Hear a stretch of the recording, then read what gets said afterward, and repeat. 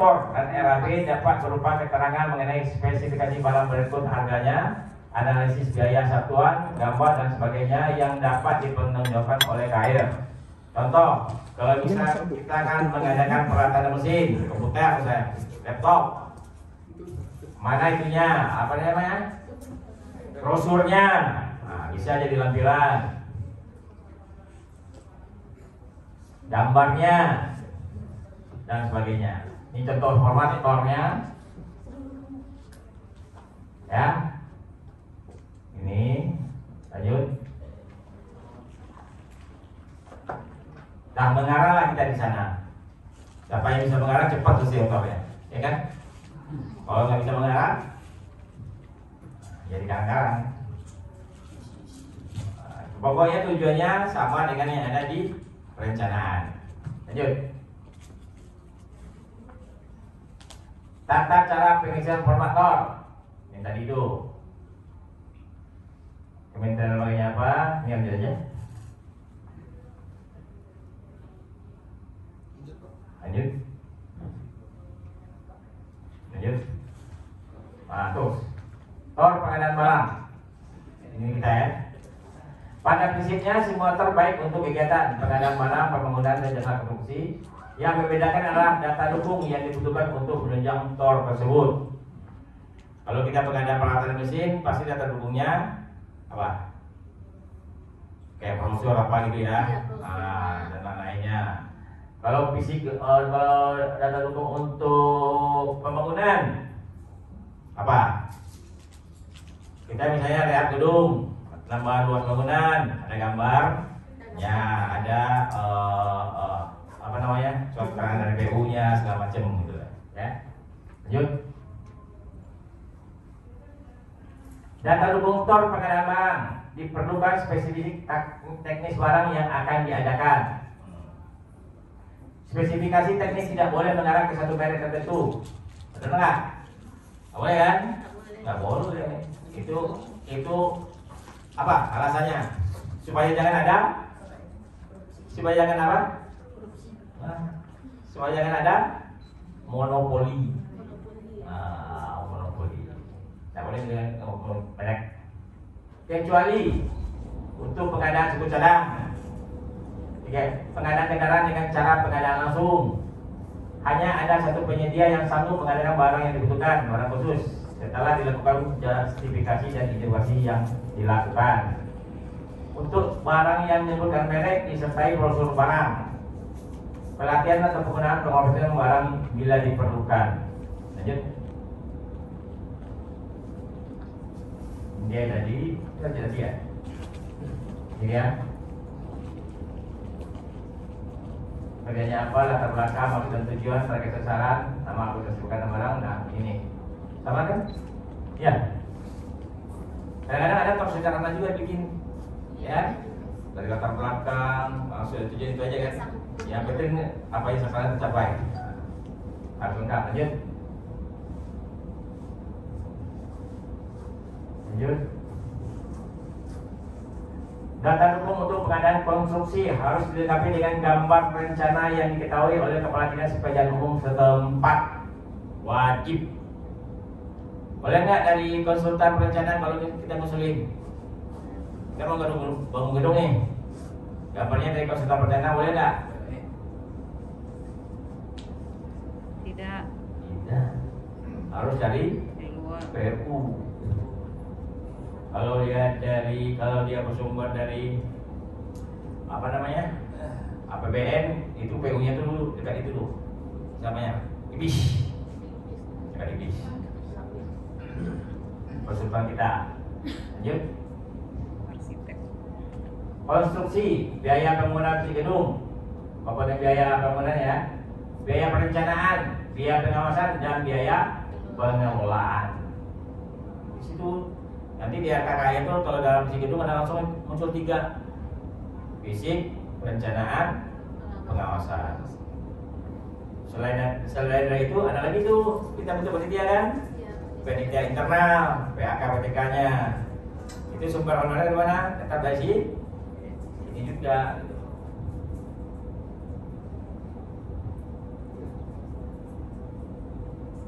Lanjut.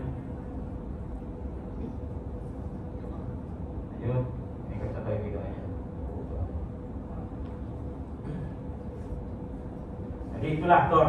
Jadi TOR itu menjadi suatu kewajiban kalau kita ingin mengusulkan kegiatan yang bersifat pengadaan. Kegiatan rutin perlu TOR nggak? Misalnya operasional kantor, pembinaan gedung, perlu TOR nggak? Enggak. Karena dia udah ada di SPM. Pembinaan gedung kantor, luasnya sekian kali indeksnya sekian, udah jelas. Pembinaan komputer, PC komputer, berapa unit, kalikan per unitnya berapa, dapat. Nah, kalau dia sifatnya kegiatan sekali pakai kegiatan khususnya modal, itu wajib hukumnya TOR. Tapi untuk belanja barang tidak. Tapi kalau dia sifatnya belanja barang tapi di LS kan, oh dan juga kan itu kan pengadaan, tidak. Ini kan rencananya permintaan. Kalau dia bintang, siapa yang buka bintangnya? Boleh nggak diambil? Tidak. Buka bintangnya tuh di DJA. Nah, DJA Jakarta.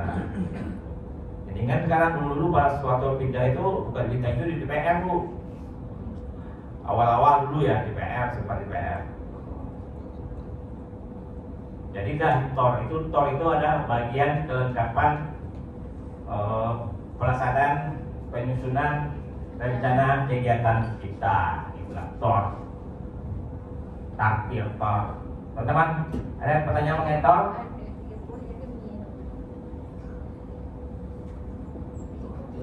Lord Tirtur. Enggak.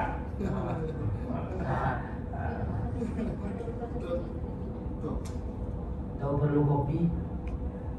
TOR. Belum datang. TOR. Mana Mbak Andin? Kadang-kadang ini juga. Pak, nanya Pak. Ini Ya kan Mas gini, Randy. kalau ini kan betulan kalau pengadaan ya Pak. Cuman kan ini kan barang udah jadi nih, kayak laboratorium komputer nih Pak. Cuman kan ada beberapa alat masih kurang. Nah itu juga termasuk pembuatan untuk TOR atau gimana nih Pak? Atau dalam kegiatannya aja? Jadi gini, kalau TOR itu diperlukan untuk kita mengusulkan suatu kegiatan pengadaan. Gimana kalau dia udah ada? Udah ada nih dalam KKN 2022. Perlu lagi tak kalau untuk pelaksanaan kita ngajuin TOR lagi? Ya nggak perlu gitu loh. Kan TOR itu untuk ngajuin supaya kita dapat nih dana untuk kegiatan itu. Nah, kadang-kadang ada instansi, contohnya ini enggak ya? Melaksanakan kegiatan ini nih, kegiatan sosialisasi. Kita kan mau mengajuin ke pimpinan nih, Pak, kita mau ngadain kegiatan ini, Pak. Nah, kan kita buat bikin rencana dulu nih. Bisa jadi kita bikin TOR lagi untuk pelaksanaan kegiatan ini. Bisa, boleh. Tergantung instansinya, pimpinannya mau minta apa gitu loh. Tapi kalau untuk minta dalam perencanaan anggaran dalam khususnya untuk 53, TOR ini wajib untuk dipenuhi. Gitu loh. Kalau kenapa dia udah punya lagi kayak tadi pertanyaan, perlu lagi enggak? Dia udah ada dana ini untuk pelaksanaan. Ada lagi enggak perlu lagi enggak? Ternyata enggak perlu. Apa yang kurang? Lalu udah dapat nih tapi kurang, minta lagi. Bikin lagi TOR-nya. Tidak. Nah, bikin lagi TOR-nya untuk tahun anggaran berikutnya. Atau bisa jadi bikin TOR lagi, mana tahu bisa dalam tahun anggaran berjalan kita usulkan salah satu ada tambahan pagu di tahun anggaran berjalan, bisa jadi. Kalau sifatnya itu mendesak, pokoknya TOR itulah bagian kelengkapan dokumen kita permintaan suatu kegiatan khususnya untuk pengadaan. Gitu loh. Kalau mereka ini bikin TOR, bisa jadi tidak TOR kalau dia minta. Kan kita ngusulin kegiatan ini ke atas. Nanti kan kita bikin rencana anggaran biaya dulu kan. Nah, bikin TOR-nya juga kita, RAP-nya bikin. Gitu, bisa. Oke, yang lain? Ya Pak, silakan Pak.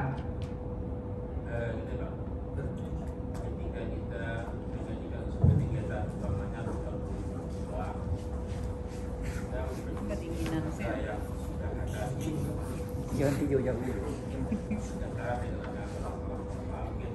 Barang naik berapa persen kita mungkin barangkali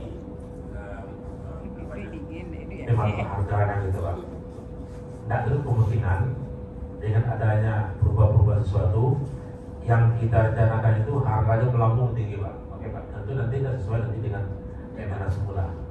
Terima kasih Pak. Ya Pak, banyak yang begitu Pak kejadian Pak. Kita bikin rencana anggaran kaya 2021 Pak. Untuk kedepannya kita nggak tahu nih harga barang sama atau tidak gitu ya Pak. Apa yang harus kita lakukan? Satu, apakah menyesuaikan dengan harganya yang terbaru dengan volume tetap, ya kan Pak? Volume tetap nih. Otomatis dengan harga baru volume tetap, berarti kan apa yang naik, harganya naik, ya kan? Berarti harus nambah Pak, ya kan? Kedua, dengan harga tetap volume diturunin dengan harga tetap. Apa jalurnya? Revisi Pak. Penyesuaian ya, revisi. Kalau dia sudah kontrak, tahu-tahu harganya naik, apa yang kita harus lakukan? Kalau kita tetap laksanakan, bukan kalau nggak mau, adendum jalan luarnya, baik ada adendum harga maupun adendum waktu. Itu bisa Pak. Kalau misalnya jauh-jauh hari Bapak nih, kan total 2022 nih pelaksanaan peta pengadaan peralatan mesin misalnya, Bapak Januari udah survei nih, tahu-tahu harganya naik nih, sementara waktu di LKL ada selisih, kurang lah dananya. Kenapa? Di awal tahun bisa revisi Pak, bukan revisi penyesuaian, baik itu penyesuaian volume maupun penyesuaian harga. Tapi untuk penyesuaian itu kan ada ketentuannya, ada di kewenangannya ada di kanwil, ada kewenangannya di pusat, gitu loh. Melihat apa yang Bapak usulkan. Kalau dia mengurangi volume, itu urusannya di TDA. Bisa Pak kita sesuaikan, bisa. Nah, kan kita dalam melaksanakan kegiatan juga kita bikin APS sendiri Pak. APS sendiri kan. Sebelum kita laksanakan kegiatan itu kan kita bikin buat APS tuh. APS ini kan di dalam anggaran yang berjalan. Karena cocok harganya sama kita yang kita sudah anggaran, ya udah disesuaikan aja Pak. Sesuaikan aja melalui jalur revisi. Banyak gitu Pak. Kebanyakan itu mereka mengurangi volume. Jadi volumenya tadi 10 jadi 8 dan 7, tapi waktu tetap. Itu Pak, rata-rata banyak gitu Pak. Pak, sampai malam siswa ada? Nanti saya terangkan proses proses alur pengajuan dari UIN-nya sampai dapat duitnya itu bagaimana prosesnya nanti biar teman-teman mahasiswa tahu klik itu ya, biar tahu. Ada lagi mengenai takdir kor, Dia lebih menarik tur Pak. jadi tur. Mas nggak tur jangan Tur. Mekanisme pemilihan APBN sudah dua. Daripada tur. Tur. Tadi tur. Nah, kalau tur baru menarik Pak. Menarik. Bisa kan? Semestinya seperti itu. Asal ada di petuali itu aja. KKN kan ada. Nah, tuh mahasiswa tuh Bisa. mau study tour. Tapi kan 2 tahun ini masih off. Udah mulai Pak. Hah? Udah mulai akhir-akhir. Sekarang udah mulai nih, Iya. udah mulai banyak bus wisatanya keluar berselewengkan. Nah ini juga adik-adiknya tahu nih, gimana proses pelaksanaan APBN-nya.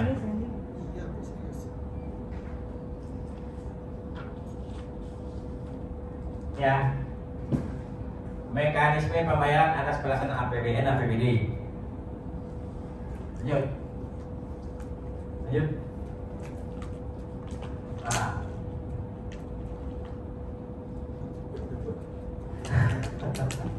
Lewat.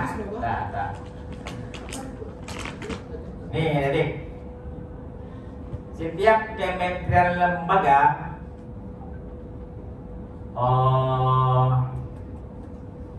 pemerintah akan memberikan sangonya kepada kementerian lembaga itu supaya pelaksanaan kegiatan di organisasi tersebut berupa yang namanya DIPA.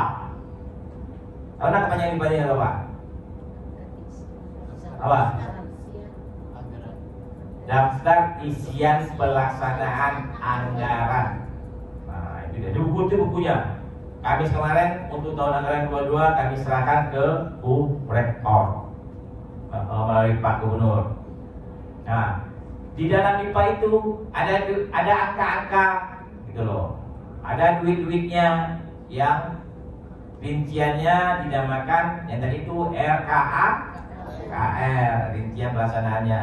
Nah, di DIPA itu ada beberapa jenis belanja dia. Misalnya untuk gaji itu belanja pegawai, akunnya 51.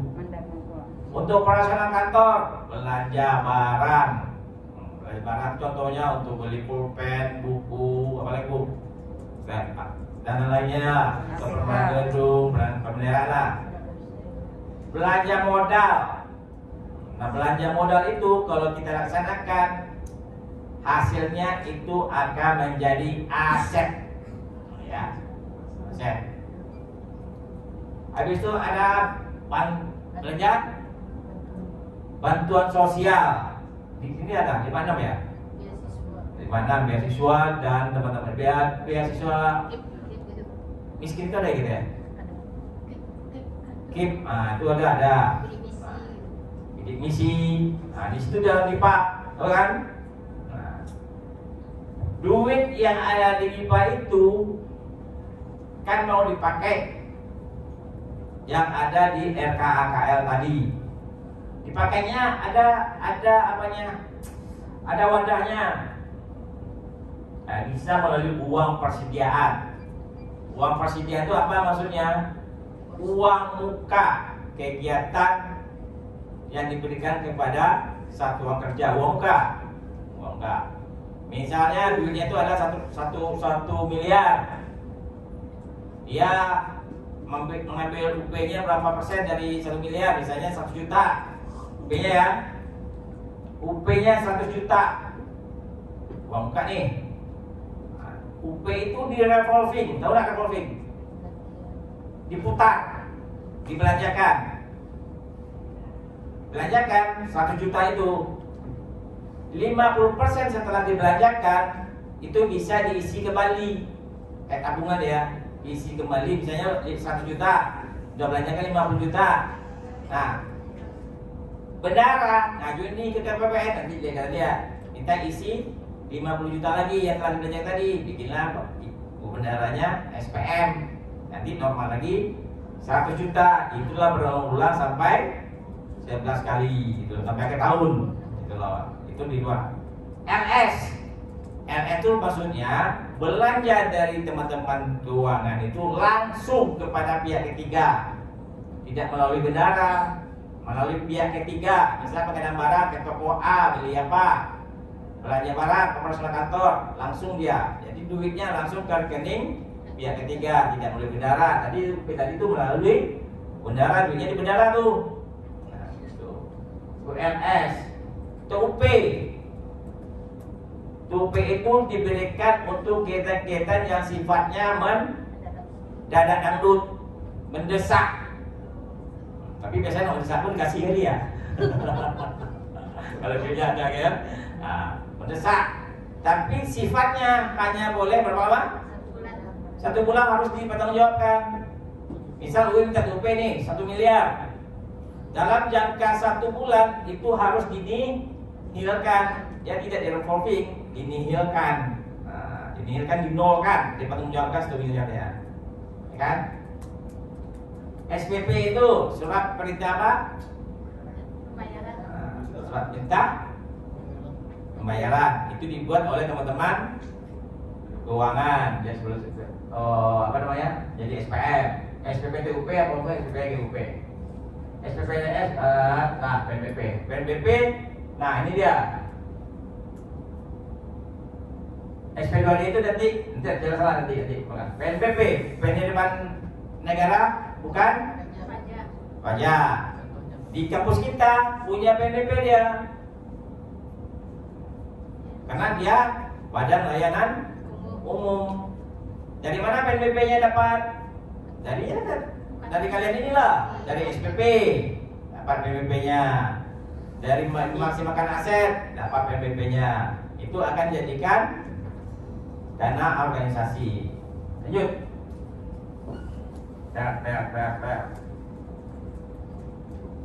Nah, DIPA ini disusun oleh siapa? Pengguna anggaran. Siapa tuh pengguna anggaran? Siapa yang pengguna anggaran? Yang jabat? Menteri. Diturunkan ke Direktur menjadi apa? KPA. Nah, gitu.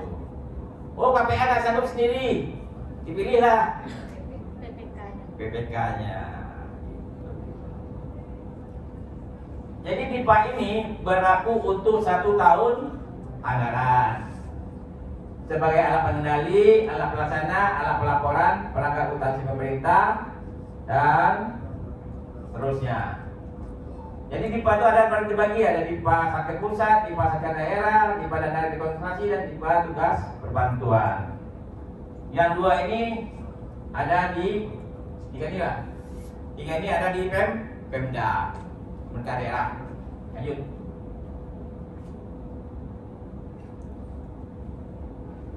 Nah, ini dia uang persediaan, uang muka dari BUN. Bendahara umum negara siapa? Siapa bendahara umum negara? Belum banyak belumnya ya? Bendahara umum negara itu adalah Menteri Keuangan. Menteri Keuangan. Nah, dikasihlah uang muka sama oleh Menteri Keuangan. Digunakan untuk biaya operasional Satker. Hanya untuk belanja barang, belanja modal, dan belanja lain-lain. Enggak UP digunakan untuk belanja modal? Boleh enggak UP digunakan untuk belanja modal? Boleh, asal di bawah tuh, di bawah 50 juta dengan akuntansi aja.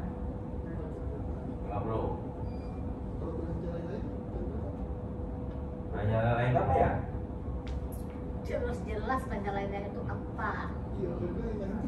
Yang di luar ini biasa kan dipakai ada. Itu belanja sampah. Lanjut. LS, pembayaran langsung kepada bendahara pengeluaran dalam rangka pencarian APBN. Itu langsung kepada bendahara pengeluaran itu sifat LS-nya apa? LS bendahara. Apa misalnya? Untuk pembayaran apa? LS bendahara.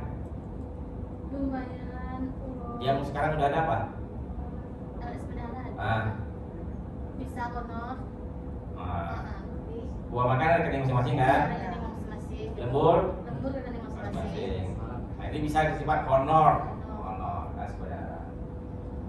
Optimal penggunaan uang negara, mengurangi idle tax money. Nah, ini kalau TUP ini diberikan kepada bendahara sudah mendesak 1 bulan dari TUP. Lanjut.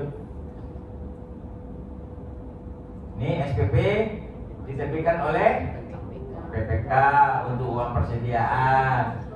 Habis itu lagi permintaan pembayaran kepada negara, DU, terus TUP juga ada, LS juga ada. Untuk pembayaran gaji dan tunjangan bisa, dan untuk pengadaan barang dan jasa. Lanjut. SPP TUP, surat perintah pembayaran tambahan uang persediaan, diterbitkan oleh PPSPM. Ada tahu nggak pejabat perbendaharaan itu terdiri dari apa aja? Siapa aja? KPA, kuasa pengguna anggaran. PPK. PPK apa panjangnya? Pejabat pembuat komitmen. Habis itu ada PPSPM, PPSPM itu yang menandatangani tagihan SPM. Ya. Habis apa lagi? Pejabat pendanaan, bendahara pengeluaran. Itu yang mendaftar gaji itu apa namanya sekarang? Oh, PPABP. PPABP. Nah, itu banyak pokoknya pejabat pendaharaannya. Jadi ini diberikan pidato UP. Jika terdapat sisa dia. Nah, seperti saya sampaikan tadi, UP itu berlaku 1 tahun. UP itu bisa diminta setiap saat kalau diperlukan mendesak sifatnya. Contoh akhir tahun ini. Akhir tahun ini pasti rata-rata Satker minta dia UP tanpa uang persediaan karena sisa banyak masih banyak, ya kan? Tapi tak mendesak dia. Tapi duitnya banyak, ya udah ngejar realisasi, ya kan? Kalau sekiranya sampai dengan tanggal 30 Desember duitnya itu tidak terpakai, tersisa baik untuk UP ataupun TOP, itu wajib hukumnya disetor kembali ke kas negara. Ya, sisanya sebelum tanggal 1 itu udah tuntas, selesai. Harus nihil kasnya. Rekeningnya di bank tuh harus nol. Kenapa begitu harus nol? Supaya pembukuan untuk tahun anggaran berikutnya itu tidak tercampur aduk dengan tahun anggaran berikutnya. Nah, gitu. Jelas pembukuannya. Terus disetornya kemana? Kemana setornya kemarin, Mas Yua? Disetornya ke kas negara. Apa akunnya? Kemana akunnya? Kembali ke akun UP dan UP. Ya.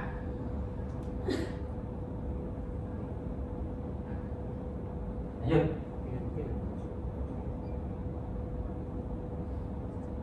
Nah, SPNS bisa di Badan Pengeluaran, bisa pihak ketiga.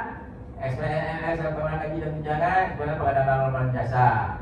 SPPUP disebutkan oleh PPSPM berisi permintaan pembayaran UP. Ya. Lanjut. SPM, surat perintah membayar. Nah, ya. Jadi tempat pengajuan SPM itu ada nama kantor vertikal kami, Kantor Pelayanan Perbendaharaan Negara. Kalau di sini tempatnya Jati, sebelah kampus Unan. Si KPPN diperintah oleh UIN, "Hai KPPN, ini SPM ku, tolong dibayarkan, cairkan." Melalui dia surat perintah membayar. Nah, SPM itu siapa yang menerbitkan? Adalah pendanaan BPSPM. BPSPM itu siapa yang nunjuk? Siapa yang nunjuk? KPA. Berikut dengan teman-temannya tadi itu ada PPK, bendahara dan selainnya, ya, dengan SK rektor. Mencairkan dana yang bersumber dari DIPA yang tadi itu. Terus berlaku sebagai surat perintah kepada KPPN. KPPN mencairkan. Nah, setelah KPPN menerima perintah dari UIN, itu KPPN wajib hukumnya dalam 1 jam harus selesai dan masuk ke rekening bendahara kalau dia UP. Kalau dia LS harus masuk ke rekening dia ketiga. Itu dalam 1 jam masuk. Dulu lama ya Pak ya? Berlama-lama. Nah, gitu zaman Cahinda dulu berlama-lama dia. Lari-lari ya dulu. Ini sekarang 1 jam. Jadi KPPN itu menerbitkan surat juga namanya SP2D. Tadi SP tadi kan? Surat perintah tuh dari Satker. KPPN menerbitkan SP2D-nya, surat perintah pencairan dana. Nah, itu. Dana apa yang dicairkan? Dana yang dimintakan oleh UIN tadi, yang ada kegiatannya di RKKL. Kalau kegiatannya tidak ada di RKKL, bisa dicairkan? Tidak. Nah, gitu. Ya.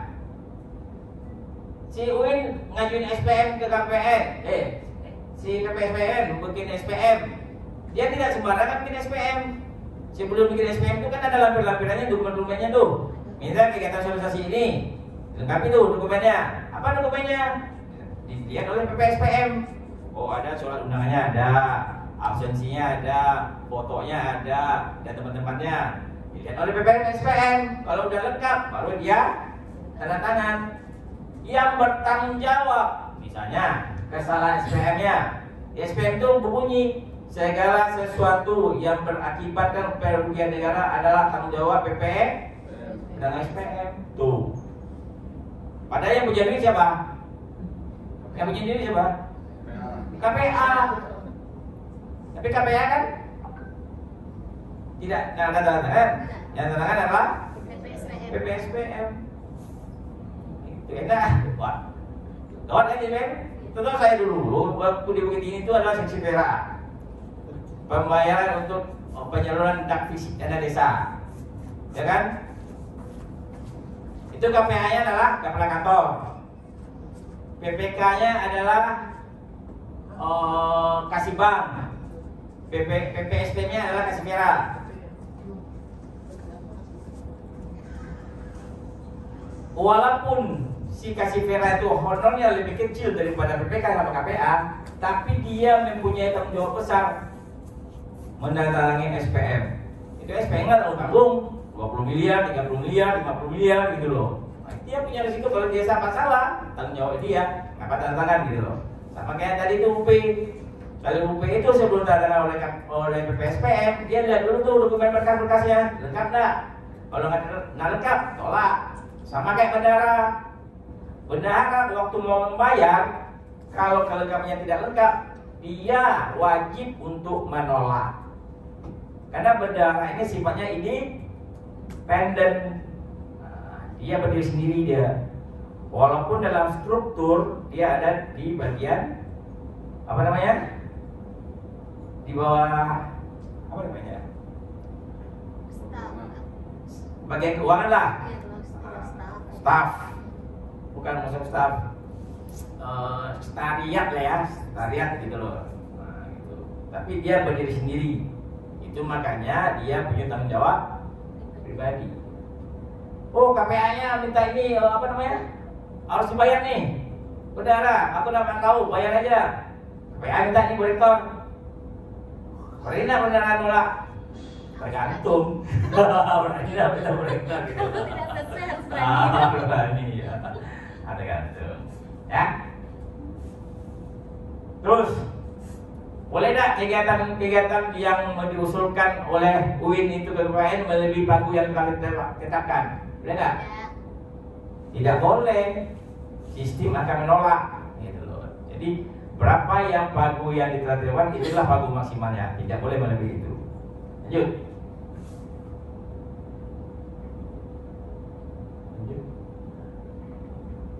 Nah, PNBP, penerimaan negara pajak, penerimaan pemerintah pusat yang tidak berasal dari pajak. Contoh pajak ini apa nih? Penerimaan pajak kita apa dari mana aja? Contohnya, dari mana pajak? Kalau PPP tadi kan berasal dari ini pilihan dari apa namanya SPP ya. Kalau pajak untuk negara dari mana sumbernya? Dari mana?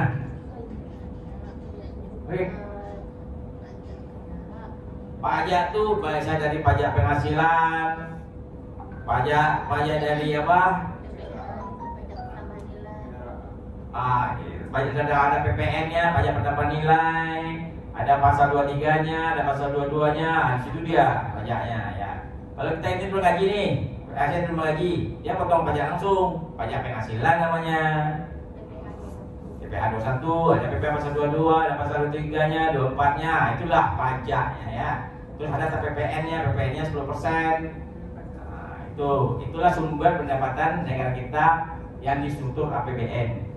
Nah, itulah yang struktur tertinggi penerimaan negara kita adalah dari pajak, gitu loh. Ya.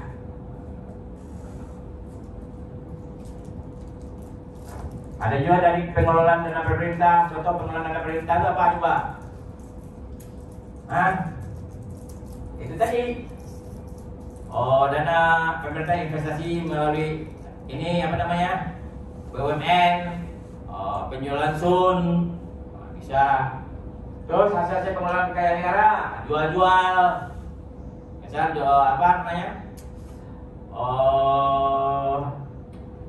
Batu bara, minyak, nah itu kan dapat pajak juga sana tuh. Hibah itu apa? Dapat bantuan dari luar negeri, tapi bersyarat. Ada syaratnya berat, ada syarat ringan, ada syarat berat. Nah, tergantung kita mau menerima dari mana, gitu ya.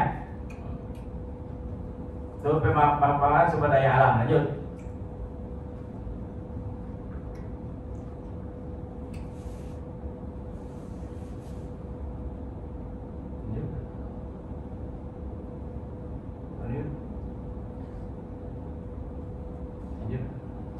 Bendahara ini punya buku dia. Nah sekarang udah punya aplikasi bendahara kan. Dulu buku manual. Dulu tuh ada punya nama buku apa namanya? PKU, buku membantu pajak, buku. Ah, itu dia ada buku. Sekarang udah gampang. Udah mulai aplikasi aja sekarang, gitu loh ya. Ada bukunya. Terus lanjut.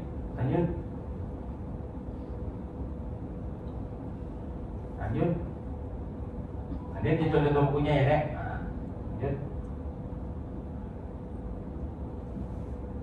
Lanjut.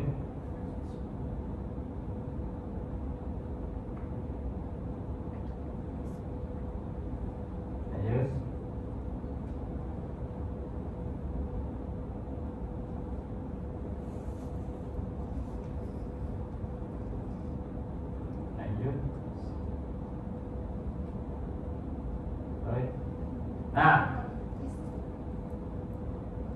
teman-teman tuan UIN, buku dosanya untuk melihat peraturan gimana supaya nggak salah ngaju ke KPN. Ini dia. Ini acuannya, ya nggak?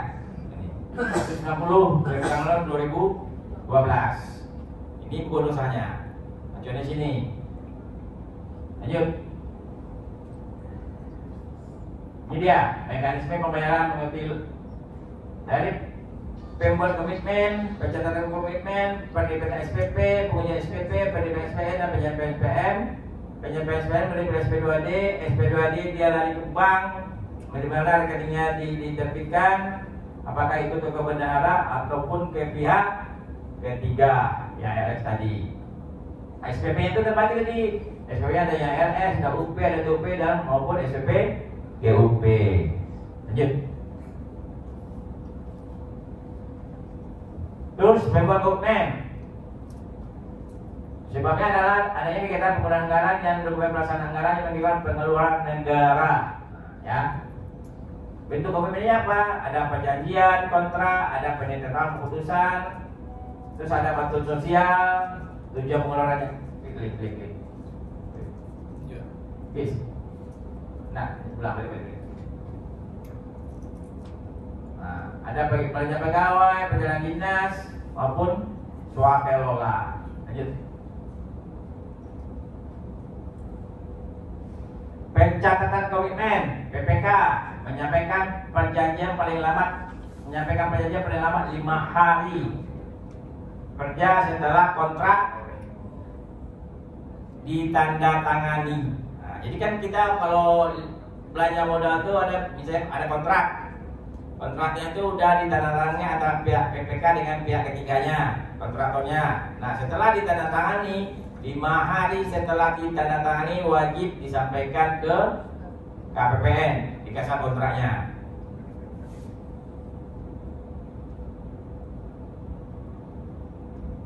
Lanjut. Penerbitan surat permintaan pembayaran SPP diterbitkan oleh pejabat pembuat komitmen berisi permintaan pembayaran tagih kepada negara untuk menerbitkan surat perintah membayar. Dasar untuk menerbitkan surat perintah membayar adalah SPP. Apakah dari SPP-nya bisa RS, bisa UP, TUP dan SPP GUP. Lanjut.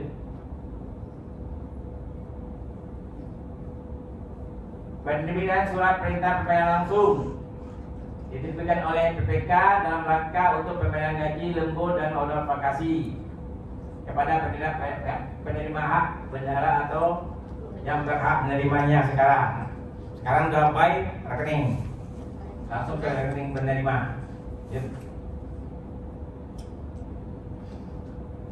SPPGUP diterbitkan perdana oleh PPSPM untuk membiayai kegiatan bersifat operasional satuan kerja untuk membiayai pengeluaran yang tidak dilakukan oleh mekanisme pembayaran RS. Itu bisa untuk belanja barang dan belanja modal. Untuk modal batasnya adalah 50 juta. TUP uang muka untuk kebutuhan mendesak dalam 1 bulan melebihi tertinggi UP yang diterapkan, diberikan kepada bendahara pengeluaran. Apa syaratnya? Dibikinlah rincian rencana penggunaan dana TUP dari kuasa pengguna anggaran. Persyaratannya ya, rekening koran menunjukkan saldo terhadir, membuat surat pernyataan dari KPA atau pejabat yang berwenang. Ya. Yuk. BUP diterbitkan oleh PPK berisi pertanggungjawaban uang persediaan permintaan kembali pembayaran UP. Itu tadi revolving tadi. Buktinya adalah kwitansi atau bukti pembayaran, SPTB, surat pertanggungjawab belanja, dan surat setoran pajak SSP yang didelegasi oleh KPA atau pejabat yang berwenang. Lanjut. Surat pengujian permintaan pembayaran SPP diuji oleh pejabat penandatangan surat permintaan pembayar. Hasil itu petugas menerima SPP, memeriksa kelengkapan SPP, mengisi checklist, mencatat dalam buku pengakuan penerima SPP dan menandatangani terima SPP, dan ini di internal KPN beribadah SPM.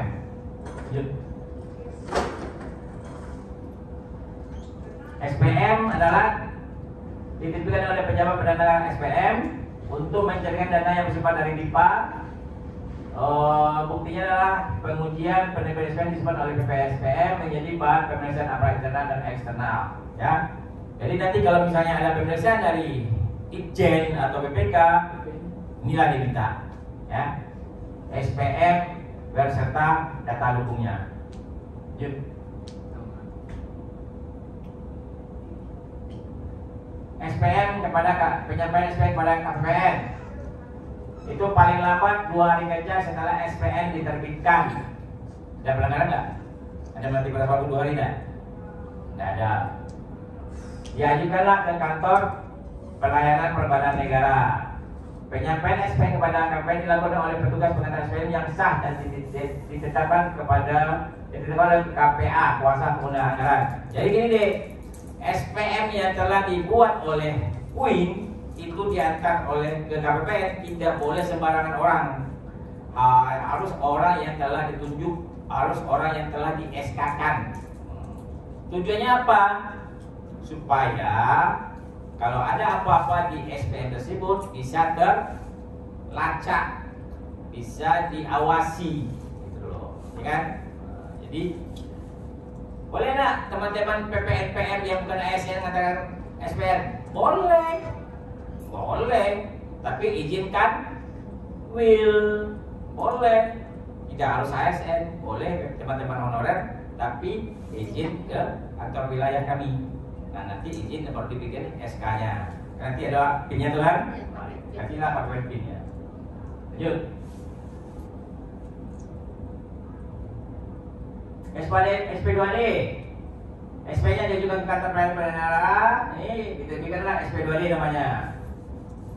Untuk pelaksanaan pengeluaran atas beban APBN maksimal 1 jam. Ya, duit yang diajukan dalam SPM itu akan masuk ke dalam rekening penerima. Tapi syaratnya harus, persyaratannya harus lengkap. Kalau nggak lengkap dibalikin, ya kan?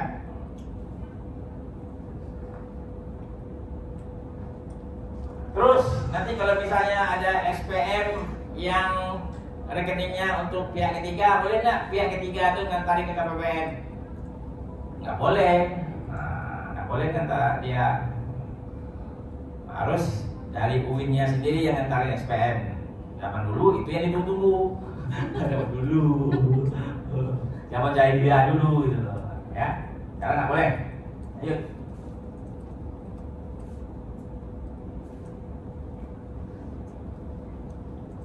Oke. Itu deh prosesnya. Proses gimana si UIN ini bisa dapat menerima duit dari DIPA yang telah mereka punyai. Itulah prosesnya. Jadi butuh proses.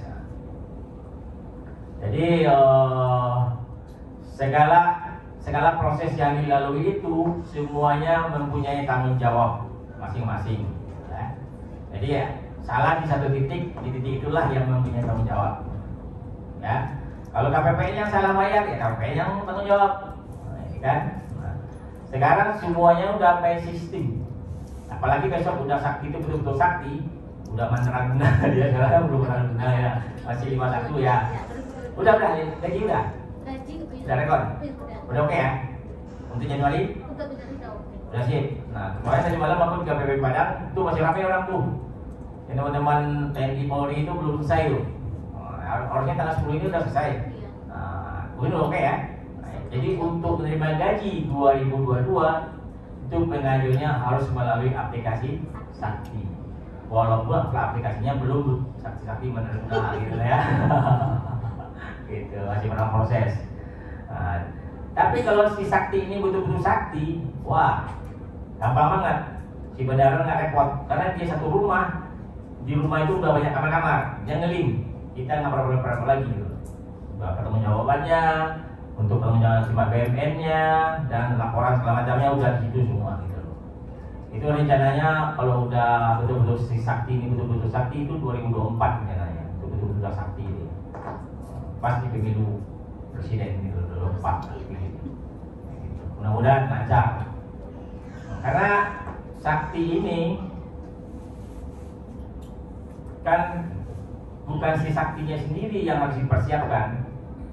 User yang akan menjalankan Sakti ini yang ribet, yang susah gitu loh. Karena tidak semua satker yang mempunyai SDM yang bisa menjalankan itu. Itu satu. Kedua, peralatannya, spesifikasinya harus sesuai dengan apa yang dimintakan oleh si Sakti ya kan? Spesifikasi laptopnya, PC-nya gitu. Jadi sebetulnya di situ. Jadi mudah-mudahan lah pokoknya kalau betul Sakti dia sangat membantu sekali teman-teman Sakti gitu. Oke? Dari dua mata kuliah kita tadi, Tor dan TIK ini, ada pertanyaan? Teman-teman mahasiswa? Nah itulah alirannya ya teman-teman. Jadi gak gampang nih si teman-teman keuangan ini untuk mempertanggungjawabkan keuangannya gitu loh. Harus butuh proses. Nggak bisa kita butuh langsung bayar, nggak bisa gitu. Dia harus mulai langkah-langkah dulu gitu loh. Harus tahapnya, harus pada prosedurnya. Nah, ini juga dimintain ke BPN gitu loh. Kenapa kalau misalnya SP-nya salah bayar tuh? Tahu-taunya udah jadi SP 2D, bisa nggak diperbaiki? Bisa. Nah, tapi harus ada jalurnya. Bisa di-void kah? Bisa dibatalkan kah? Nah, itu ada alur jalurnya. Jadi memang luar biasa kerja kita dalam mempertanggungjawabkan APBN ini gitu. Mudah-mudahan dengan nanti ada Sakti ini nggak jadi gampang, dia udah ke sistem, nggak perlu repot lagi, satu klik aja dia udah langsung ke rumahnya masing-masing gitu loh, nggak perlu pusing lagi. Tapi akibatnya kalau tadi butuh orang 5 orang, kalau ada Sakti ini bisa jadi 1 atau 2 orang gitu loh.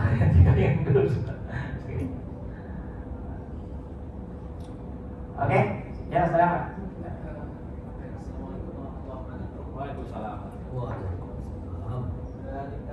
Tadi kita hanya membahas ini status UIN dan BLU. Salah satu yang harus dikejar itu adalah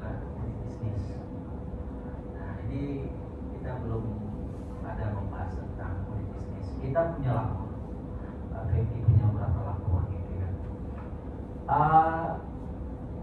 Gimana proses kita bisa istilahnya mengkaryakan lapor ini, kita misalnya mengadakan pelatihan untuk orang luar gitu ya, mulai dari tarif, kemudian juga rekening yang digunakan itu harus merujuk ke UIN atau itu bisa otonom melalui fakultas. Nah itu mungkin Pak. Oke Pak. BLU ini dibentuk, kan badan layanan umumnya dibentuk tujuannya apa? Ya, tujuannya itu satu, dia bisa berdiri sendiri, dia bisa beraktivitas bisnis, tapi sifat sosialnya ada, ya kan? Dia kan harus megang PBB nih, dia udah berjanji berkomitmen nih sama kita, kami siap menjangkau PBB sekian puluh miliar sampai dengan ke tahun untuk memenuhi kebutuhannya. Nah untuk memenuhi kebutuhannya kayak UIN, salah satu bersumber dari SPP mahasiswa. Karena itu aja. Waktu mengusulkan proposal kan banyak yang mengajukan unit bisnis yang akan dilaksanakan, ya kan? Unit bisnisnya apa aja, tergantung UIN memanfaatkannya apa gitu loh. Salah satunya memanfaatkan aset. Nah, itu kan bisa jadi PPP. Misalnya memanfaatkan aula untuk orang pesta, memanfaatkan ruangan untuk untuk usaha, market, gitu ya, untuk kopi dan lain sebagainya, ya kan? Untuk mencari pendapatan PPP-nya. Untuk menyalain labor MOU dengan sekolah yang belum punya labor, pakai labor kita, MOU lah, dasar hukumnya MOU dengan tarif di bawah ini lah pokoknya. Dapatlah pendapatan kita ya. Nah, untuk mengelola bisnis ini kan mindsetnya itu kan memang betul-betul orang yang mindsetnya bisnis gitu. Karena dia harus mencari dia. Tidak bisa orang yang misalnya dosen nih, dia mengajar bisnis, tapi dia tidak punya jiwa bisnis. Dia akan aku dengan teori gitu loh, tapi dia tidak bisa bergerak dia. Nah, gitu loh. Nah, untuk mencari bisnis itu bisnisnya ini betul-betul dicarilah orang yang betul-betul mindsetnya itu bisnis, dagang ya. Dia cari duit nih, gitu loh. Nah, aset-aset yang kita dapatkan PBB-nya itu kemana harus disetor? Ada rekeningnya. Kita itu di rekening bendahara, dana kelola UIN, dana kelola UIN, rekeningnya itu harus diizin ke PPN, bukan rekeningnya Pak, rekening resmi. Itulah maksudnya. Jadi dia tidak bisa bersifat otonom ya. Harus store ke rekening yang telah disediakan. Kenapa harus di situ? Biar terpantau penggunaan untuk pemasukan dana tersebut gitu loh. Nah itu kan terus itu. Nah, BLU itu enaknya begini, dia beda sama PPP. BLU ini dia bisa langsung menggunakan duitnya. Apa yang dibutuhkan langsung digunakan apa? Itu makanya dia hanya bersifat DKPP itu adalah yang PNBP ya Pak, hanya pengesahan. Kalau PPP enggak, dia izin dulu, minta dulu baru digunakan. Kalau BLU enggak, dia langsung bisa gunakan. Nanti baru disahkan di KPPN. Itu paling minimal 3 bulan sekali ya. Yang lambat 3 bulan kan? 3 bulan sekali untuk debian SP3 BLU-nya. Nah, gitu loh Pak. Kalau PPP enggak, dia normal ya. Nah, kan di kita kan ada RM sama PPP tuh. RM nya normal ya. Dari ketentuan 190 tadi. Kalau BLU enggak, dia gunakan dulu. Nanti baru debian SP3 BLU-nya. Minimal sekali dalam 3 bulan. Gitu Pak. Jadi bebas ya. Enaknya BLU. Kalau PTPH gimana? PTPH apa lagi? Suka-sukanya dia. Tapi dia di APBN cuma dapat gajinya doang, 500 aja. Kayak kemarin itu Analas. Kami bingung kemarin. Mana di Pak ini Analas? Kok nggak ada Analas? Tahu namanya udah berubah. Oh, Ditjen Dikti dalam kurung PT MPH Unan. Itu namanya. isinya cuma 51, 260 juta untuk gaji doang. Tapi kok dia kan belum siap tuh jadi banyak, dibantu oleh negara 2 tahun dalam masa transisi, dibantu oleh Dikti. Nah, terus duitnya dari mana? Gimana salurkan? Sifatnya hibah atau transfer uang. Transfer uang. Dia tidak masuk dalam hibah. Transfer langsung dari Diktinya sampai dia mantap. Maksimal 2 tahun lah. Gitu loh. Bantuannya apa?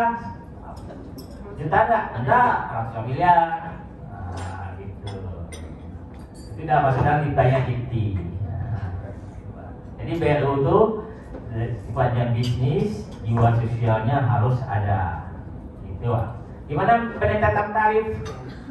Oke, tarif itu bikin dari rektor usulan ke Kementerian Keuangan. Nanti Kementerian Keuangan yang menetapkan.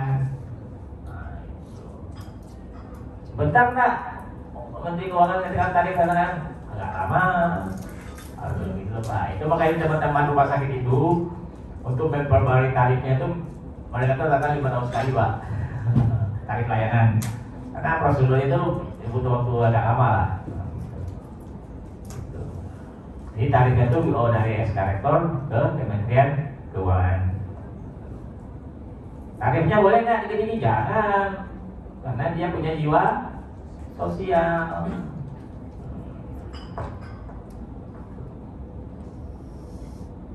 Coba. Ya. Jadi maksimalkan aset yang ada. Itu makanya carilah orang yang betul-betul mindsetnya itu bisnis, bapaknya bisnis. Jadi apa yang dia lakukan jadi duit gitu loh. Nah, itu dah. Tapi kan susah jadi orang gituan gitu loh. Jadi itulah untuk mencari duitnya banyak ya harus begitu.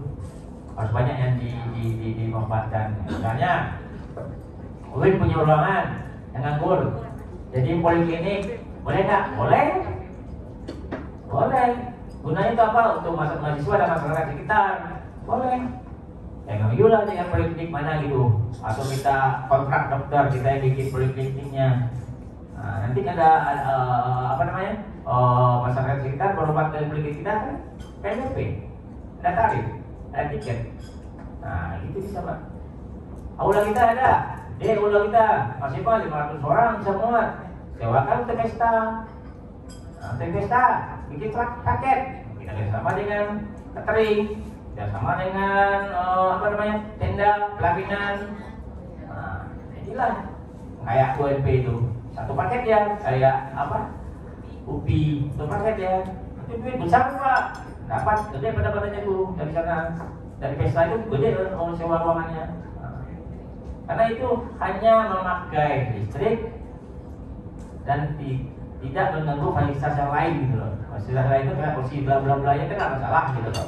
Nah kita dari ruangan asing kita dapat duit, dari kerjasama dengan catering sama pelaminan kita dapat duit gitu loh. Nah itu misalnya, pemikiran itu yang harus kita ciptakan. Nah misalnya ada lagi tuh tadi ngomong ada ruangan untuk bikin mart sekitar kampus, dan pihak ketiga kan kita minang mart atau apa, silakan boleh. Atau bikin apa lagi? Laundry, kita punya mes kali, punya asrama, bikin laundry dengan harga di bawah harga pasar, harga mahasiswa. Dari pihak ketiganya yang bisa, oke, jadilah itu duit. Kalau itu kan berarti ada perjanjian kerjasama. Oh ya, harus. Kalau konten pasal-pasal itu juga harus izin ke Menteri Keuangan atau sekedar tarif saja? Enggak, tarif aja. Tarif aja Pak. Kalau hanya kita mempublish ini, kita punya aula sekian untuk disewakan, kan tarif disewakan harus diizin dulu.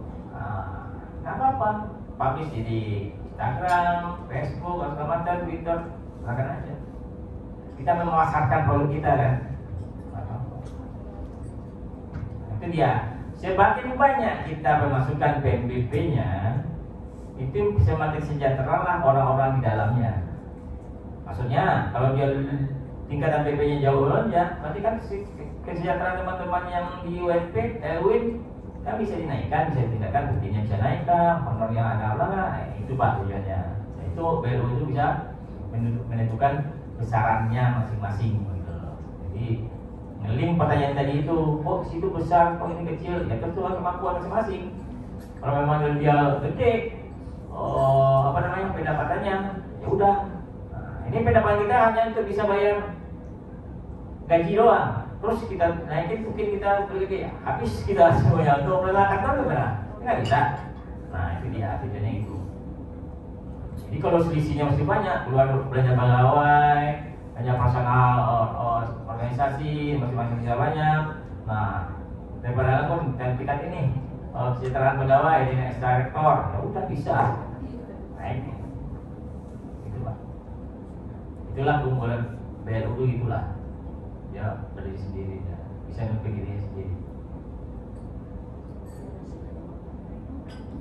Ya.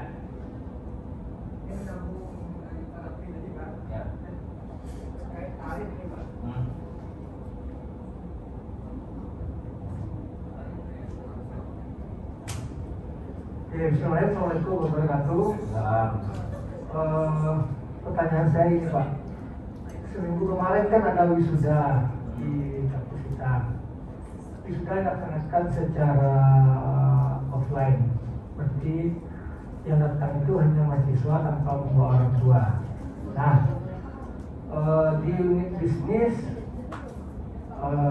dibuatlah rapid test dengan tarif 100.000. Kalau saya tarif 150.000 Pak. Nah, wisudawan total semuanya 1.300. Nah, dari saya telusuri berapa yang rapid di sana, ternyata hanya 100 Pak. Nah, usut saya tanya ke mahasiswa saya kalau di ekonomi syariah, kalau itu ketua wisudanya, ternyata mereka pilih harga yang terendah. Nah, harga terendah berapa? Nah, 60.000. Gimana itu? Di Ulak Karang. Jadi, ya ada harga terendah 60.000. Sehingga 1.200 itu lari ke sana. Nah, jadi pertanyaan saya, apakah pihak kampus boleh nggak menyatakan bahwa rapid test yang diakui itu adalah rapid test di kampus kita, di WIN, sehingga yang 1.200 tidak lagi keluar, dia sehingga kan masukan juga bagi kita ya. Nah itu ya Pak ya, pertanyaan pertama. Yang kedua, berapa kalau tarif itu berapa boleh kenaikannya dari harga pasar untuk kita yang apa ini, yang BLU ini? Terima kasih Pak. Assalamualaikum warahmatullahi wabarakatuh. Salam. Jadi kan sudah saya sampaikan tadi bahwa tarif itu bukan tarif layanan ya. Kalau di rumah sakit itu namanya tarif layanan. Tarif layanan. Kalau kita kan tarif pemawakan aset. Itu kan ditentukan oleh Kementerian Keuangan berdasarkan usulan rektor, ya kan? Nah, dengan kejadian tadi ada wisuda yang sifatnya belum tarifnya belum ditetapkan, cuman dengan keadaan pandemi untuk program wisatanya kita buat mewajibkan mahasiswa harus antigen dengan besaran sekian. Nah itu maksudnya pelaksanaan antigen itu siapa? Kerjasama dengan pihak Politeknik ketiga atau UIN hanya menyediakan fasilitas ruangan dengan pihak ketiga itu berapa? dengan pihak ketiga. Oke, pihak ketiga. Berarti kalau dengan pihak ketiga mahasiswa bayar, berarti yang masuk duitnya kan pihak ketiga. Kalau tidak ada perjanjian, maksudnya kalau tidak ada perjanjian pasti masuknya pihak ketiga. Kalau misalnya ada perjanjian, berarti ada MOU-nya bahwasanya untuk pelaksanaan antigen ini kita antara pihak pertama dengan yang pertama dengan harga sekian, untuk pelaksanaan dengan harga sekian dan selisihnya adalah pendapatan UIN, itu oke, is oke. Nah, dalam menentukan tarif yang ditetapkan oleh UIN itu harus ada SK-nya, gitu loh. Sebelum kita membuat MOU nih dengan pihak ini, karena SK penentuan tarif untuk antigen dari UIN itu harus ada SK-nya, minimal SK rektor. Bahwasanya pelaksanaan antigen ini dari UIN sekian, dari Poliklinik sekian, selisihnya pendapatan UIN sebagai PDP. Itu dibunyikan SK. Tertuang di MOU. Wajar nggak kalau mahasiswa itu lari keluar yang harganya 60? Wajar. Wajar. Kenapa? Kita tarifnya terlalu tinggi, mahal, 2 kali lipat. Gitu. Itu tadi. Terpulang kayak